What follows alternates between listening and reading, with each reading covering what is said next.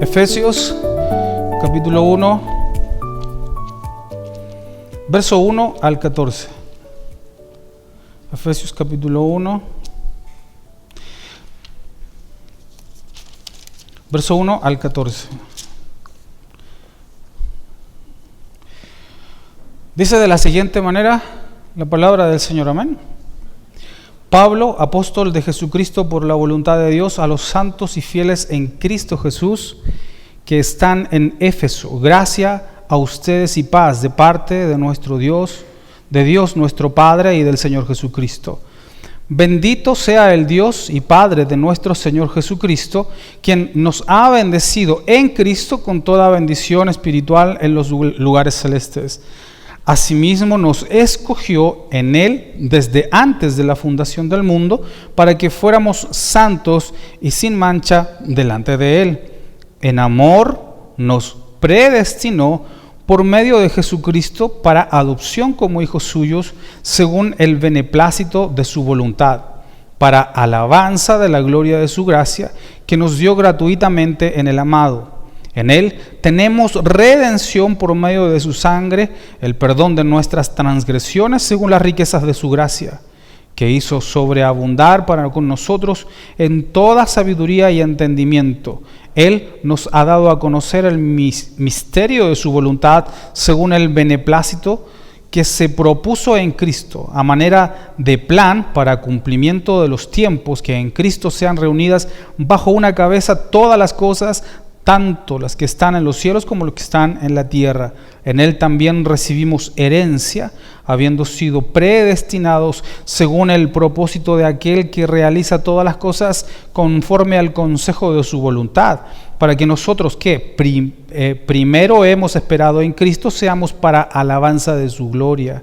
En Él también ustedes, habiendo oído la palabra de verdad, el evangelio de su salvación, y habiendo creído en Él, fueron sellados con el Espíritu Santo que había sido prometido, quien es la garantía de nuestra herencia para la redención de lo adquirido para alabanza de su gloria. Vamos a orar. Señor, queremos en esta noche empezar a entender estos conceptos de Pablo hacia los Efesios, que también es para nosotros. Entonces, danos entendimiento para poder cumplir esta palabra en nuestras vidas. Te lo pedimos, Señor, en el nombre de Jesús. Amén y amén. Todas estas palabras a veces parecen un poco complejas, complicadas o tan leídas que a veces se vuelven un poco tediosas de comprender o entender, o incluso de poner atención, escuchar atentamente, guardar y poner por obra. Ese es el principio que aprendimos el domingo, ¿verdad? A veces cuesta porque es tan trivial todo esto que de pronto nos parece un poco difícil de poder concretar en el pensamiento lo que quiere decir estas palabras. Sin embargo, a partir de hoy vamos a estudiar el libro de Efesios. ¿Por qué? Porque fíjense, hermanos, estuvimos estudiando los jueves anteriores el capítulo 37 de Salmos. ¿Cuál es el contexto del Salmo 37? Pues el Salmo 37 nos enseñó ante el avance del impío, pues el justo debe tener un carácter de acuerdo a lo que nos enseña el capítulo. Entonces, cuando estuvimos estudiando el capítulo 37 de Salmos, pudimos encontrar dos posiciones frente a la oposición del impío. La primera, cuál debe ser la reacción o el carácter del cristiano ante la oposición, ante el impío. Y dos, cuál era la disposición de Dios al cuidar a cada uno de sus hijos, ¿cierto? Ahora, esta es la unión con lo que vamos a estudiar en el día de hoy. Hace calor, ¿verdad? ¿Sí? ¿Está con el ventilador o está cool? ¿Está acorde ahí? ¿Está cool? ¿Sí? Bueno. Entonces, ¿cuál es la conexión que vamos a tener entre el Salmo y Efesios? Esta es la conexión. El Señor nos enseña en el Salmo 37 cómo debe ser nuestra postura o carácter y conducta ante la oposición del impío como ya lo dije. Esta es la postura. O sea, debemos mantenernos firmes en nuestra fe cuando hay oposición, cuando hay adversidad, cuando se levantan situaciones difíciles y adversas.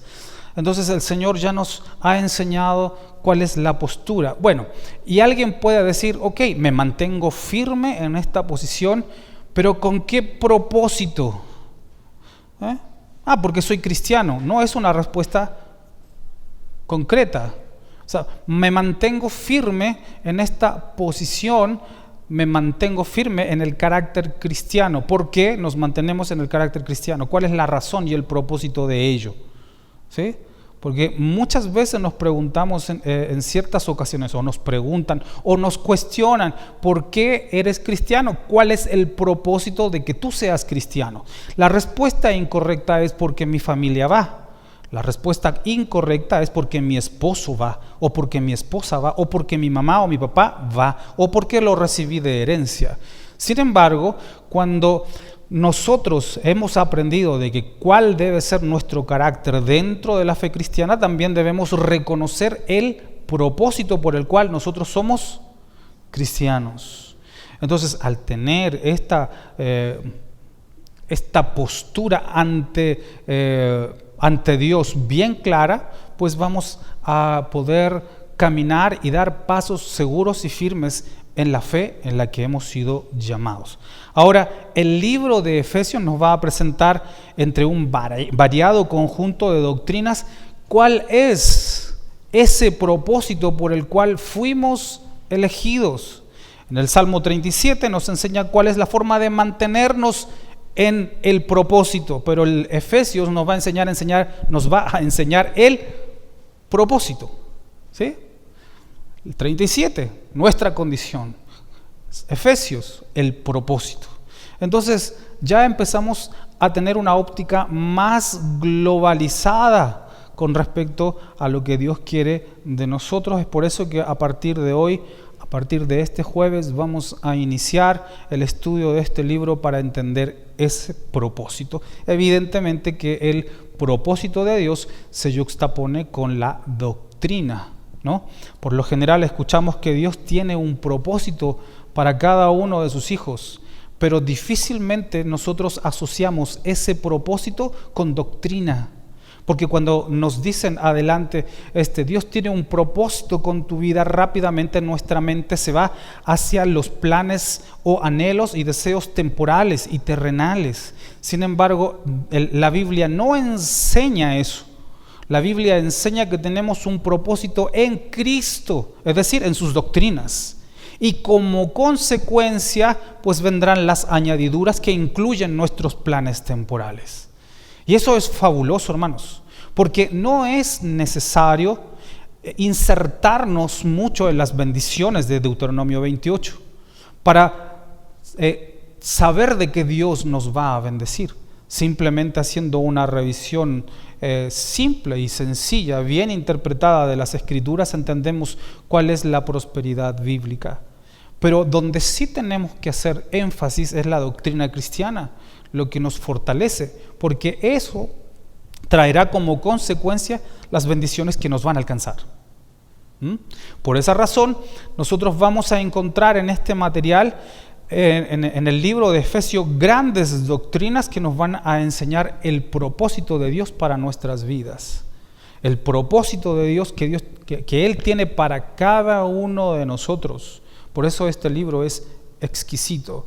Por eso esta selección de versos que acabo de compartir no es solo un tema, son muchos temas. Si ustedes pudieron ver y observar ahí con atención, van a hablar de distintos temas, distintas áreas doctrinales de la fe cristiana. Por eso el material de Efesios nos va a proporcionar un gran aporte doctrinal para entender el propósito de Dios para nosotros.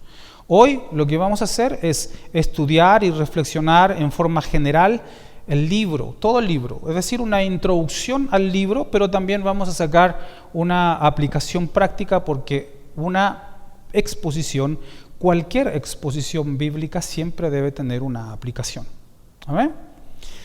A menos de que vayamos a un seminario, a menos de que vayamos a un instituto, a menos de que vayamos a una universidad cristiana, siempre una exposición cristiana hacia la iglesia debe tener ese final, esa conclusión, que es la aplicación práctica. Un poquito de clase de hermenéutica no hace mal. Lo primero que vamos a reflexionar, hermanos, es en el autor del libro de Efesios. Evidentemente, ahí aparece, ¿verdad? ¿Sí? El autor es Pablo. Sin embargo, hay algunos sectores, un grupo de eruditos en distintos siglos que se opone a la autoría de Pablo y pues ofrecen distintas teorías. Aquellos que son biblistas y que llevan años en la iglesia van a poder notar que Efesios es como una réplica de Colosenses, las mismas palabras, los mismos términos, casi lo mismo, es un paralelo. Por tal motivo los eruditos han determinado de que pues es una copia. Alguien sacó de Colosenses y una copia y escribió el libro de Efesios. Y pues como tiene una connotación o un parecido a la escritura de Pablo, pues le atribuyeron a él esa epístola. Pero esto es solamente una teoría que no tiene sustento o fundamento firme.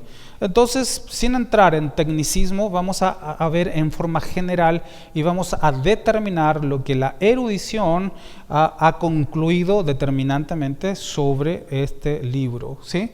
Aunque hay posturas adversas, pero lo que se conoce dentro de toda la comunidad cristiana es lo que vamos a compartir, porque como no es una clase, y a veces yo me entusiasmo, entonces lo que vamos a ver es en forma general lo que es el libro en sí, y ahora estamos viendo el autor, por lo que tenemos que llegar al primer punto.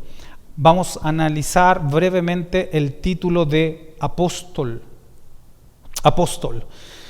Verso 1 dice: Pablo, apóstol de Jesucristo por la ¿qué? Voluntad de Dios. En el Nuevo Testamento, hermanos, vamos a encontrar que la palabra apóstol se va a dirigir a tres grupos de personas o a tres característicos grupos, ¿sí? Primero, el título de apóstol lo va a recibir los discípulos del Señor, ¿sí? Ellos son los primeros que reciben el título de apóstol, los que estuvieron con Jesús como aprendices o discípulos, y que incluye a Matías, quien fue Matías sustituyó a Judas, ¿sí? Matías sustituyó a Judas. El segundo lo recibe evidentemente Pablo, pues habiendo recibido la dirección del mismo Señor, como dice el verso 1, él recibió esa revelación, Dios se le reveló, Jesús se le reveló para poder predicar el Evangelio, y él entendió que fue comisionado o enviado, que es la palabra original, enviado para la labor histórica y específica de su tiempo. Por lo tanto, recibió el ministerio del apostolado, ¿sí? Y en tercer lugar, es un subtítulo que no es oficial y se le atribuye a las personas que fueron enviados por la iglesia para una misión determinada, a un sector geográfico determinado, a una provincia determinada u otra nación determinada. Entonces podemos encontrar a estos enviados, o entre estos enviados podemos encontrar a Silas, Epafrodito, podemos encontrar a Bernabé, Timoteo, etc. Ellos fueron comisionados con una misión específica y recibieron el título de enviado, pero no como ministerio apostólico, sino como enviados a una misión determinada. ¿Sí me explico? ¿Sí? Ok. Por ejemplo, Epafrodito fue enviado por la iglesia de Filipenses hacia Pablo cuando él estaba en Roma.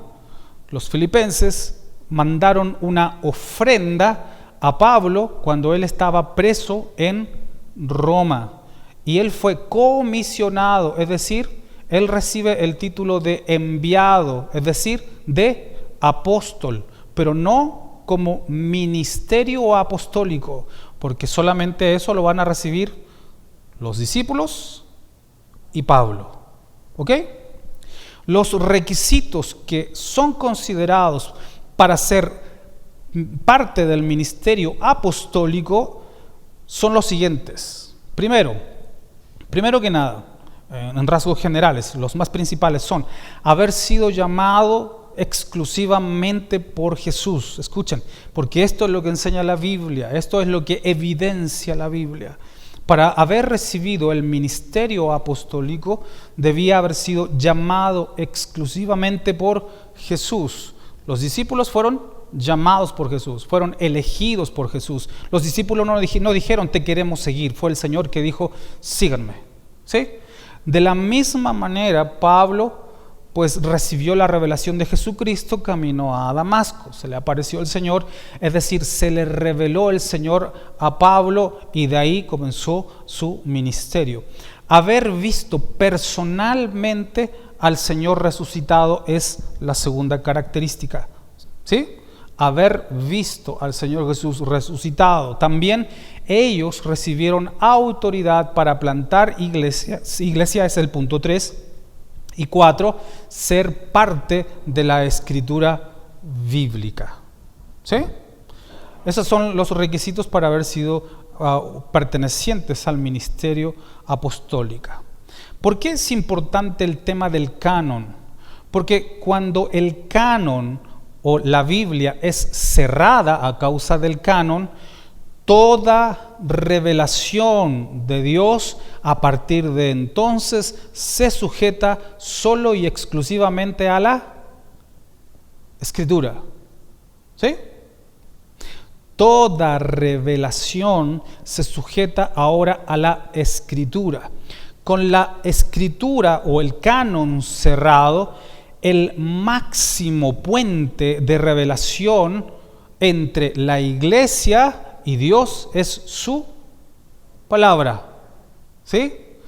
Por lo tanto, escuchen, por lo tanto, si el canon se cerró, no hay nuevas revelaciones, no hay más nuevas palabras, no hay más nuevo mensaje, porque el mensaje central para la redención del ser humano está exclusivamente en las Escrituras. Por lo tanto, escuchen, el ministerio apostólico también queda cerrado. Por eso es importante el canon. ¿Sí? El ministerio apostólico también queda cerrado, pues para que haya apóstoles debiera haber un canon abierto. Es decir, no debiera haber un canon. Porque la revelación viene a través de las Escrituras. Y el ministerio apostólico fue un aporte para el desarrollo de la Escritura mientras no había canon. ¿Sí? ¿Vamos bien? ¿Sí? Por lo tanto, la Biblia, para que hubiese más ministerio apostólico, la Biblia no tendría que estar cerrada. Porque el ministerio apostólico se escribe y se mantiene activo mientras las Escrituras estén abiertas. Cerrado el canon, no hay más ministerio apostólico. ¿Sí? Porque tanto la Biblia como la historia entonces continuarían abiertos. Es decir, que no llegaríamos a un libro como Apocalipsis, sino que en cada siglo un apóstol se hubiera levantado y hubiéramos seguido escribiendo la historia bíblica. Pero como se cerró el canon y el ministerio apostólico se relaciona con el desarrollo de la inspiración de la Escritura, ya no hay más canon. Uno solo. Y por lo tanto, no hay más ministerios apostólicos, no hay más apóstoles. Por tal motivo, cuando se inició la Reforma Protestante en el siglo XVI, todos los protestantes, hermanos, no es que algunos se oponían, todos los protestantes de aquella época se pusieron de acuerdo en el análisis y establecieron 5 puntos que le llamamos los 5 puntos de la Reforma Protestante, y entre uno de esos 5 puntos dice que solamente la autoridad máxima de toda revelación es la sola Escritura. Por eso, ministerio apostólico, canon y los reformadores, los 5 solas de la Reforma Protestante nos han guiado correctamente en la doctrina bíblica. A esto se le llama doctrina y teología de la gracia. ¿Amén? Fuera de esto, haciendo ya el comentario y el análisis de aquellos que hoy se llaman apóstoles, no son apóstoles bíblicos, es un título nada más. En la Biblia no encontramos más apóstoles, solamente vamos a encontrar el título de los apóstoles en los discípulos y en Pablo y en aquellos enviados, pero que no eran ministerio apostólico. Y en la Biblia no hay más apóstoles. Por lo tanto, pues respetuosamente, si alguien tiene que tener un amigo apóstol por ahí, respételo, pero no es bíblico, hermanos. Yo tengo amigos que son llamados apóstoles, amigos o más bien conocidos, y sí hay respeto mutuo, pero la Biblia enseña que no hay más apóstoles, porque el canon está cerrado. Si hubiese apóstol, el canon tendría que estar abierto. Ahora, ¿qué hacemos con esos apóstoles contemporáneos? Es un tema de mucha lidia en las redes sociales. Seamos prudentes, ¿no? Como dije, uno puede tener ciertos conocidos y amistades que se denominen apóstoles, pero pues la palabra del Señor es clara y eficaz, y esto es lo que nos enseña las Escrituras. Simplemente, como el mismo consejo de Pablo dice, procurad la paz con todos, y la santidad sin la cual nadie verá al Señor. El hecho de que usted reciba esta información, porque este es uno de los errores que han cometido algunos reformados, el hecho de tener esta información es ya levantarse y creyendo que ya como recibimos esta doctrina, creemos que, o creen algunos que tienen la autoridad para aplastar otros ministerios. Sin embargo, Dios puede utilizar hasta las piedras para levantar a un cristiano de ahí. Por lo tanto, seamos siempre respetuosos con todos los ministerios. Esta es nuestra doctrina, pero no es una doctrina que vayamos a imponer a los demás, porque la revelación ¿de quién viene? De Dios, en su tiempo, ¿sí? A su tiempo. Y oremos para que el Señor traiga la verdad absoluta, la doctrina fundamental a aquellos que nosotros amamos y pertenecen a ese tipo de movimientos. Pablo entonces es considerado el último apóstol que recibió aquel título, y de esta manera queda cerrado el siglo, que tiene un fin histórico y una misión histórica definida por el plan de Dios establecido en la historia.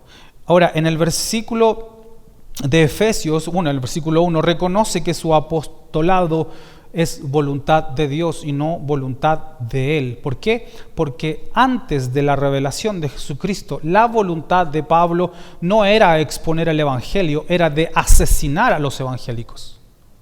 ¿Sí? Por tal motivo, él hace un reconocimiento solemne cada vez que comienza sus cartas, o algunas de ellas donde dice, pues Pablo, apóstol, enviado al ministerio, no por su voluntad, sino por la voluntad de Dios, porque antes de la voluntad de Dios, él era en contra de la voluntad de Dios. Y fíjense Fíjense que dentro del cristianismo también va a pasar ciertas situaciones igual. Pablo creía tener la verdad y por creer tener la verdad, él se opuso a los cristianos. ¿Sí? ¿Y cuál era su verdad? Su verdad estaba inspirada en la ley, en la Torá y en las costumbres de los fariseos, que se basaba en la ley. Es decir, él se creía un cristiano verdadero, analógicamente. Y por tal motivo, como él creció bajo una cultura y un pensamiento de religión, pues se creyó con la autoridad de aplastar a los cristianos. Y es lo que pasa a veces en la iglesia cristiana, porque a veces estamos estudiando la palabra de Dios, recibimos una verdad y creemos que eso es suficiente para aplastar a otros. O a veces no queremos aceptar la verdad porque ya llegamos con un preconcepto y una cultura evangélica metida en nuestra mente. Entonces nos cerramos a toda posibilidad de análisis y de interpretación porque la Biblia, yo la aprendí de otra manera, ¿no? Entonces, ¿qué dice Pablo ante esto? Antes yo tenía una interpretación de la ley y ahora tengo otra interpretación de la ley, pero no por mí, sino por la revelación de Dios. Y ahí está la diferencia. Pablo reconoce que él fue llamado a una doctrina en la cual él perseguía. Y ahora es parte de la doctrina. Hablemos de Éfeso. Esta carta está dirigida a la iglesia que está en Éfeso. Puede ser la iglesia o a las iglesias de Éfeso.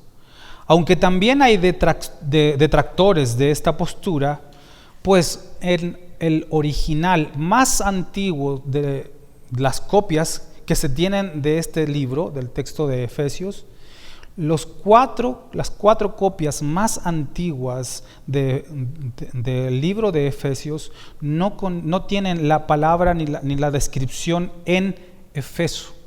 Simplemente dice nada. Pablo, apóstol de Jesucristo por la voluntad de Dios, a los santos y fieles en Cristo Jesús, y no dice en Efeso. Por tal motivo, los eruditos sostienen ciertas teorías al respecto. Las otras copias, que hay muchas, sí dicen Éfeso, pero las copias más antiguas que se tienen no lo dicen. Entonces, sin entrar otra vez en tecnicismo, voy a resumir todo el análisis, porque si no, pues estaríamos hasta muy tarde. La solución que se le da a este problema nos permite entender que muy probablemente la copia original o el original del libro de Efesios sí estaba destinada a Efesios por toda la evidencia escritural. Con toda intención, la carta no alude a personas específicas como lo hace en otras cartas Pablo. Especifica a ciertas personas, así que muy probablemente esta carta tenía como receptor final en primer lugar a la iglesia de Éfeso, pero como también dentro de la escritura Pablo omite ciertos nombres, la erudición dice de que era originalmente para la iglesia de Efesios, los Éfesos, y con la intención de que esa carta circulara por otras iglesias, por lo que recibe el nombre de una carta circular. Son 4 cartas las circulares, Colosenses y otras 2 más que ya hemos visto en la Escuela de Capacitación Teológica. Entonces esta carta tiene esta característica, es circular, tenía un destinatario original, pero con la intención de que fuera circular. Esto es la solución, esta es la solución que da la erudición con respecto al contenido de esta carta. La ciudad de Éfeso en el año 133 a.C.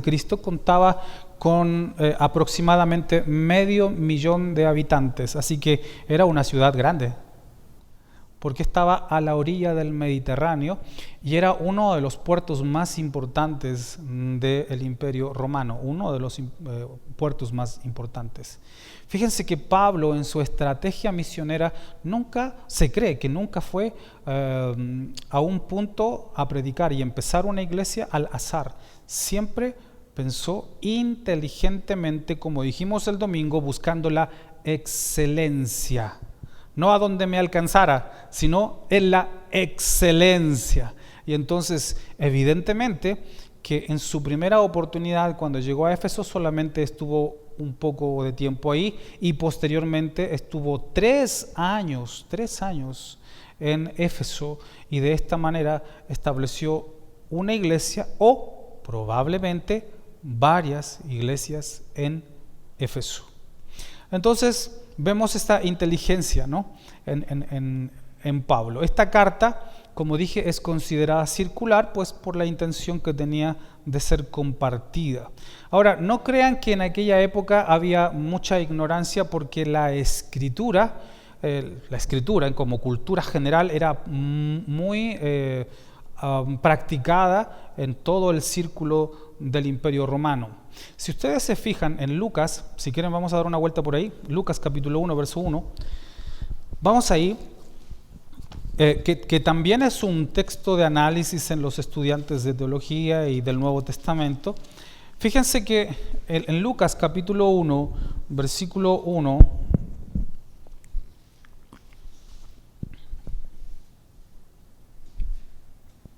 dice de la siguiente manera, observen el contexto: puesto que muchos han intentado poner en orden un relato acerca de las cosas que han sido ciertísimas entre nosotros, así como nos las transmitieron los que desde el principio fueron testigos oculares y ministros de la palabra, me ha parecido bien, esta palabra es clave, tan bien a mí, después de haberlo investigado todo con diligencia desde el comienzo, escribírtelas, ¿sí? ¿Cierto? ¿Se fijan lo que quiere decir el contexto? Lucas comienza diciendo, muchos han intentado poner en orden los relatos. ¿Y cómo se pone en orden un relato? A través de la escritura. Cuando Cristo murió y resucitó, pasaron 20 años antes de que se escribiera el primer evangelio. Pero en ese lapso de tiempo, la erudición dice de que hubieron muchísimos fragmentos más que hablaron del relato de Jesús. Digo esto por si por ahí alguno de ustedes dice, ve o lee en una noticia, se encontró un fragmento del evangelio que no está dentro del canon, o alguien escribió algo acerca de Jesús y dice, no, pues nos van a destruir nuestra fe. No se preocupen. En el lapso de la resurrección de Cristo, a la primera escritura del Evangelio, hubieron muchísimos. ¿Qué dice Lucas? ¿No? Dice, muchos han intentado poner en orden, O sea que hay fragmentos perdidos de personas que han intentado escribir ciertas situaciones, muchas situaciones o algunas situaciones de lo que ellos fueron testigos. ¿Sí? Entonces, en la época de Cristo y los discípulos había mucha escritura. Y como no estaban los medios para viajar de un lado a otro con facilidad, ¿qué es lo que optaron los discípulos, los apóstoles, ministros de la palabra, como dice Lucas, y otros misioneros, de cómo evangelizar a la iglesia de aquel tiempo o la iglesia primitiva? A través de la escritura. Y Pablo es uno de ellos. ¿Sí? El canon solamente le pertenece a quienes fueron autores de la palabra del Señor. Pero nosotros en la Escuela de Capacitación Teológica hemos estudiado también que han habido escritos tales como de Marción, cartas y otros obispos que ya antes del año 100 habían escrito muchas cartas. Por ejemplo, uno famoso y reconocido es el Clemente de Roma. ¿Sí? Él escribió dos epístolas a los romanos, a los corintios, ¿no? A los corintios, que tienen una misma connotación muy parecida, y esto fue en el año 96 aproximadamente. Entonces la escritura fue el modelo de formación bíblica para la iglesia primitiva. El sistema de escritura entonces era muy común en la época de Jesús, y eso es lo que nos debe primar en este punto. La carta se volvió la herramienta esencial, y esta carta, la de Éfeso, es una carta de formación doctrinal importante dentro del canon de las Escrituras. Entonces hablemos un poquito en forma general, en estos 5 minutos que me quedan, hablemos del contenido general de la selección de versos que hemos leído y que de pronto dices, es que tanto, me enredan tanto, ¿no? Con tantas palabras algo extrañas. Y en la Reina de Valera del 60 más aún. Entonces, ¿qué es lo que vemos en esta selección de temas en cuanto a las doctrinas? Teniendo en cuenta ya todo el contexto del libro de Efesios, y más que voy a ir agregando poco a poco por la cuestión de tiempo, siempre lo calculo así. Entonces vamos a ver los temas, el contenido general de los temas y doctrinas que hay en esta selección. Primero, vamos a ver que en el verso 3, Dios es alabado por la bendición de habernos escogido y elegidos. Esta bendición proviene del corazón y razones de Dios para nosotros. Digo esto que es importante por el verso que viene, el verso 4. Primero que nada, Dios es alabado. Él es bendecido porque nos ha elegido a nosotros, nos ha mostrado esta bendición que proviene, primero, del corazón de Dios y por las razones que a Dios le placen. Y esa razón es amor, como lo vamos a ver más adelante. Después en el verso 4 dice, hemos sido escogidos desde antes de la fundación del mundo. Entonces, ese es el resumen del verso, entonces nos va a hablar de elección, un tema que tanto confunde a algunos cristianos, pues ellos han crecido en la doctrina, yo nací en esa doctrina del libre albedrío, es decir, que yo tengo la capacidad de elegir a Dios, que mi naturaleza opta por elegir a Dios. Apenas nos conectamos en las transmisiones de la iglesia, vamos a tener capacidad de elegir a Dios, ¿no? Entonces este texto nos va a decir que existe una elección que provino de parte de Dios sobre cada uno de nosotros, ¿sí? Y este es el tema que vamos a ir hablando en posteridad. El otro tema es el propósito de aquella elección. ¿Cuál es el propósito? Entonces esta es la respuesta que después vamos a reflexionar. Dijimos, el Salmo 37 es una condición de resistencia ante la adversidad del impío, pero Efesios nos va a enseñar cuál es el propósito por el cual hemos sido elegidos por Dios desde antes de la fundación del mundo. Esto quiere decir de que Dios puso en su corazón nuestros nombres antes de que el mundo existiera. Así es la soberanía y el absoluto poder de Dios, ¿no? El propósito de aquella elección. ¿Cuál es el propósito de esta elección? El propósito de esta elección es que, como dice el texto, es para ser santos y sin manchas. Santos y sin manchas. No importa que le pongas ahí ¿cómo se llama? Los datos móviles, porque parece que está fallando el internet, ¿sí? El propósito de aquella elección es, bueno, para ser santos y sin mancha. Es decir, este pasaje nos va a enseñar lo siguiente. Debe haber una diferencia entre el cristianismo y el mundo. Eso es lo que nos va a enseñar este pasaje.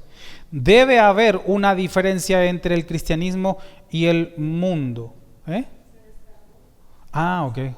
Ok, está bien, no importa. Pobres de nuestros hermanos, van a quedar a medias. Es decir, debe haber una diferencia entre el cristiano y el mundo. No es el mundo cristiano el que debe imitar al mundo como hemos visto en el último siglo, finales del siglo XX, principios del siglo XXI. No es la iglesia intentando imitar las luces del mundo, los cantos del mundo, los ritmos del mundo. No es la iglesia imitando al mundo, sino que es el mundo el que tiene que ver una luz de esperanza en la iglesia, y eso es lo que nos va a enseñar. Otro texto va a hablar otro verso va a hablar de la predestinación, y esa predestinación no se refiere a que Dios, estando en el pasado, supo quién lo iba a aceptar como Señor y Salvador. Esta es la postura arminiana, que cree en el libre albedrío. La mayoría de las iglesias pentecostales, nuestros hermanos pentecostales, tienen esta postura, ¿sí? Ellos dicen que yo tengo la capacidad de elegir a Dios, y como Dios es soberano, cuando en el pasado, ya en la eternidad, vio, por ejemplo, pues a uno de los Miguel, vio a Miguel allá que en el año 2020 o no sé cuándo fueron que recibieron a Cristo. Bueno, pongámosle 2020. Por allá en el 2020, él vio que Miguel lo iba a aceptar como Salvador. Entonces, ellos hablan de predestinación en este sentido, en el que Dios ve el destino hacia el futuro. Eso significa que Dios no tendría el control de las cosas. Esto implicaría que Dios no tiene el control de todas las situaciones. Es decir, que tendríamos que omitir que Dios es soberano. La palabra soberano en la Biblia significa control absoluto. Control absoluto. Si yo le quito un ápice de soberanía al Señor, entonces estoy diciendo de que no tiene el absoluto control. ¿Amén? Y esto es lo que dice la fuente arminiana. La razón o las razones por la cual Dios nos eligió y nos predestinó para redención siempre será un misterio para nosotros, y la Biblia tiene algo que decir al respecto en el famoso texto que hemos leído varias veces, que es en Deuteronomio 29, que dice que las cosas secretas le pertenecen al Señor nuestro Dios y a nosotros las reveladas. Eso dice Deuteronomio 29. Así que, ¿por qué nos eligió a nosotros? ¿Por qué Dios elige a un delincuente, a un asesino para cambiarlo? ¿Por qué nos eligió a nosotros? No sabemos. Lo que sí sabemos es que Dios nos eligió por amor, por su amor, por lo que había en Él, no por lo que había en nosotros. Y eso es lo que dice la Biblia. Nunca vamos a entender las razones de su elección, pero sí vamos a entender el corazón de Dios por habernos elegido. Y simplemente fue por amor. Y esto tiene un mensaje maravilloso. ¿Saben por qué? Porque nuestra salvación no depende, por lo tanto, de si es que estamos bien en Cristo o si estamos mal en Cristo. Él siempre nos ama, nos espera, permite que vivamos nuestras consecuencias y después nos trae a su amor, su eterno amor. Su amor es para siempre. Y cuando dijo, amo a Miguel, amo a Gina, amo a Perlita, es para siempre. Fíjense que cuando lleguemos a la eternidad, ya se va a acabar el amor hacia el esposo y a la esposa. Ya no voy a sentir el amor hacia mi esposo. Mi esposa no va a sentir el amor hacia mí, sino que ese amor va a ser para todos en un mismo sentir. Así que aprovéchense de amarse aquí y no de pelearse aquí. porque esta es la única oportunidad que se tiene para amarse. Después allá nos amaremos todos por igual. Ese es un gran misterio que es para otra reflexión, para la reunión de matrimonios que tengo guardado, archivado, cosas así. Pero se los comenté por si acaso.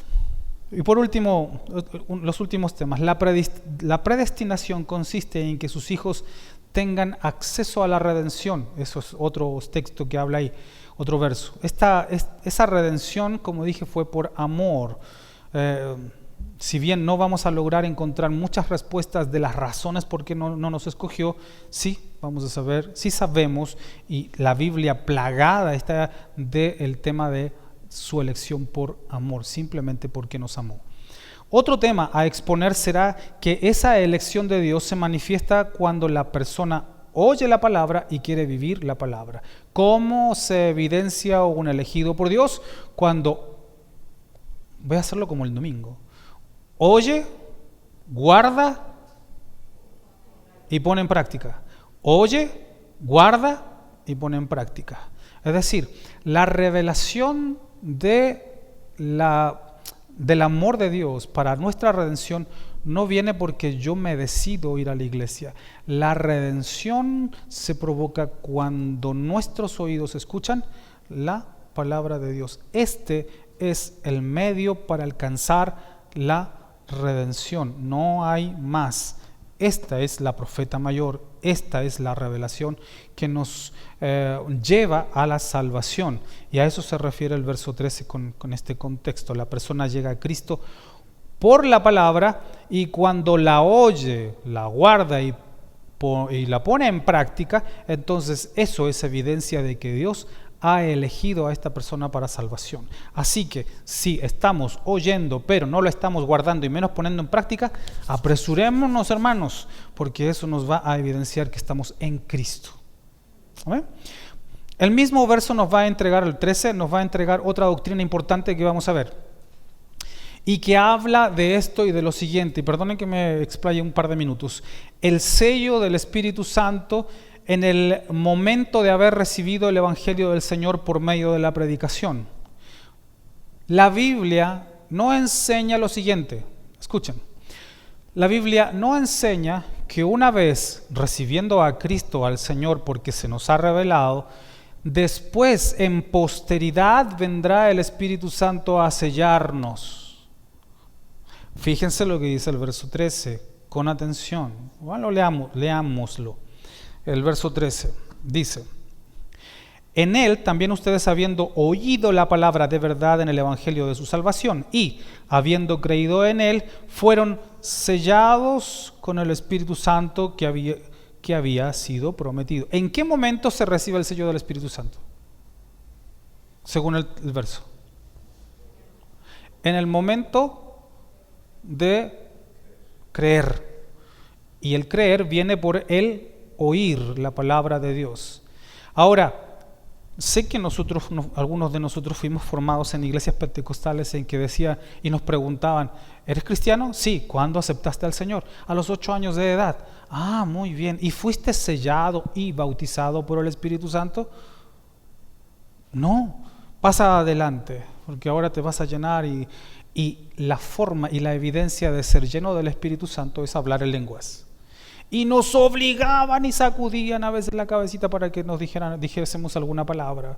Y si hay de nosotros, si hablábamos en contra de ese episodio, pues estábamos prácticamente trayendo condenación a nuestras vidas. Hasta el día de hoy se enseñan cosas similares, matices parecidos.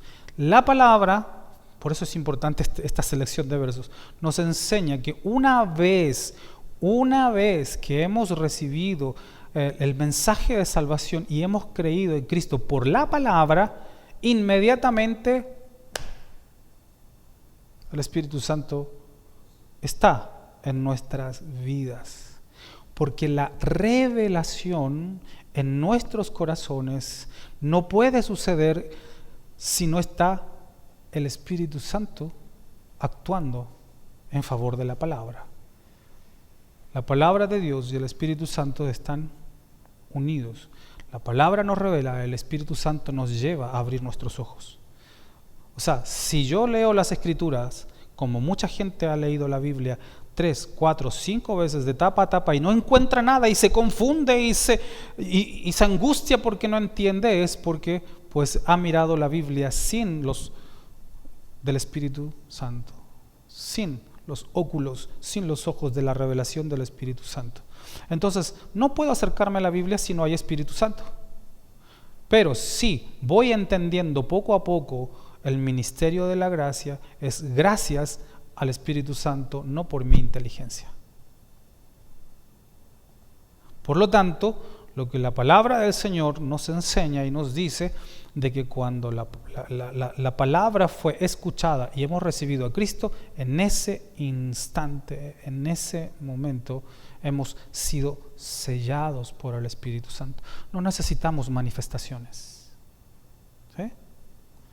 Así que, si piensen bien, porque yo tuve que llegar a la conclusión de que cuando me pidieron hablar en lengua fue forzado. Habla, es que no sé qué decir, di cualquier cosa, pero ¿qué cosas? Di lo que sea, lo que se te venga a la mente. Pues se me vienen unas papas fritas con una hamburguesa. Porque tengo hambre, vengo del trabajo. Di lo que sea. Y a veces por el hecho de no hablar la gente se sentía triste, frustrada, porque no era llena del Espíritu Santo. ¿Saben lo que es ser lleno del Espíritu Santo? Acabo de decirlo, la palabra y el Espíritu se yuxtaponen. ¿Saben lo que es ser lleno del Espíritu Santo? Ser llenos del Espíritu Santo es oír, guardar y poner en práctica. Eso es todo. Así que no es necesario que yo vaya por la calle y sienta la presencia de algo, no. Si usted se enfrenta a la tentación de mentir y no miente, el Espíritu Santo es porque estuvo ahí. Eso es todo. Y eso es lo que enseña la Biblia. Y eso es lo que vamos a ir desglosando en estos temas. Entonces, como conclusión, esta carta lo que pretende es fortalecer a los efesios con una doctrina sana. Ese es el objetivo de esta carta. Fortalecer la fe de los efesios con una doctrina sana, una dirección plenamente bíblica a los que han recibido el Evangelio del Señor. ¿Por qué? Como dije, habían muchos fragmentos circulando en aquella época. Muchos escribieron sus propias perspectivas acerca de lo que vieron. Entonces, dentro de esos fragmentos comenzaron poco a poco a aparecer fragmentos también que llamamos gnósticos, es decir, la verdad mezclada y tergiversada con la filosofía, que hemos estudiado en la Escuela de Capacitación Teológica, con la filosofía y con la religión y también con las religiones de misterio. Entonces esos fragmentos que de pronto se compartían por ahí estaban ya mezclados con la fe cristiana. Por lo tanto, los efesios reciben del mismo apóstol. Esa es la importancia de la autoridad de los discípulos y de los discípulos, apóstoles y de Pablo. Entonces reciben del mismo Pablo, escrito con su pluma o por su secretario, reciben del mismo Pablo la autoridad final para una doctrina absolutamente sana. Es decir, si hacemos la comparativa de cómo era la iglesia del primer siglo, sí, se enfrentó a doctrinas cerradas igual que hoy. Entonces, las aplicaciones generales también que podemos sacar, porque la observación ha sido general, en esta carta el Señor desea que a través de las enseñanzas de Pablo hacia los efesios también lo recibamos como una doctrina bíblica, sana. Entender la Biblia no es para cuando se nos antoje y se nos dé el deseo de entenderla y comprenderla. Es una responsabilidad, pues ella nos va a mantener en tiempos difíciles. Así que el Señor usó a Pablo para entregar este mensaje a los efesios, pero su mensaje sigue vigente en el día de hoy para enseñarnos una sana doctrina. Esa sana doctrina es una responsabilidad, no es una opción. Para ellos, la nueva vida que, como dice Pablo, hemos recibido de parte de Dios, la bendición en los lugares celestiales. ¿Alguna vez alguien se preguntó qué significaba eso? Los lugares celestiales o las regiones celestiales, la bendición de las regiones celestiales. ¿Qué significa esto? Simplemente en que esas regiones celestiales se refiere a los principios y la nueva vida en Cristo, nada más. Es una región, un estado, un lugar diferente al del mundo. Eso quiere decir, simplemente eso. Sí, porque yo he escuchado algunas interpretaciones, es que aquí está hablando de un mundo espiritual, de un nivel que se debe alcanzar a través de la santidad y del derramamiento del Espíritu Santo. Esa es la interpretación que alguna vez escuché. Simplemente significa las regiones celestiales o los lugares celestiales, significa de que esa bendición que fue entregada a cada uno de nosotros nos permite vivir en un estado, en un país, en una circunstancia que son dirigidos por los principios del cielo. Y eso es todo. Entonces, las bendiciones de los lugares o regiones celestiales, en otras versiones, se refiere a que Dios hoy comparte con nosotros su máximo potencial de amor. Eso significa. Hoy el Señor está compartiendo todos sus misterios que hay en los cielos, misterios para el mundo, claros para nosotros. Está compartiendo con nosotros su buena, agradable y perfecta voluntad para todos aquellos que, oyendo esta doctrina, lo guardan y lo ponen por práctica. Cada jueves vamos a ir desglosando cada uno de estos temas con más Biblia y más argumento. Amén. Eso fue la introducción nada más hoy. Vamos a orar. Señor, gracias por tu palabra y gracias, Señor, porque nos ayudas y nos